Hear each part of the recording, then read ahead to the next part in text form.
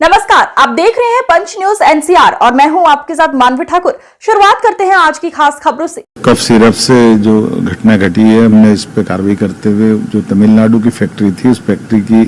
दवाइयों को भी बैन किया और 2 फैक्ट्री की और जानकारी आई है, उनको भी हमने बैन करने के लिए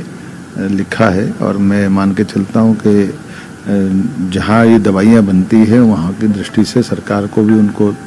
हमने लिखा और भारत सरकार को भी लिखा कि इनके खिलाफ खासकर तमिलनाडु सरकार ने जो अपनी इस बात को माना कि वहाँ उस फैक्ट्री की जहाँ दवाई बनती थी वहाँ ये इस प्रकार की चीज़ों को भी पाया गया कि वो आपत्तिजनक थी। हमने अपने स्तर पर जो कार्रवाई की है उसमें कुछ और अधिकारियों को आज मैंने अपनी कठोर कार्रवाई करते हुए कि मानवीय दृष्टि से हम किसी प्रकार की लापरवाही बर्दाश्त नहीं करेंगे। खास करके मानवीय जीवन से जुड़े पक्ष हैं, छोटे बच्चों के लिए अगर ऐसी बात होना ये बहुत दुखद है। मैं स्वयं भी आज छिंदवाड़ा के दौरे पे जा रहा हूँ और शोक की इस घड़ी में मैं कांग्रेस से भी कहना चाहूँगा कि खाली आरोप लगाना सरल है, उनके हल्केपन से ही इस प्रकार की व्यवस्थाओं पे ध्यान भटकता है। अब अपने शासन के अतीत की घटनाओं को याद करें, जब वो कार्रवाई भी नहीं करते थे, हमारी सरकार तत्परता से कार्रवाई करती है और इस नाते से हम संवेदनशीलता के साथ शासन चलाते हैं और हमारा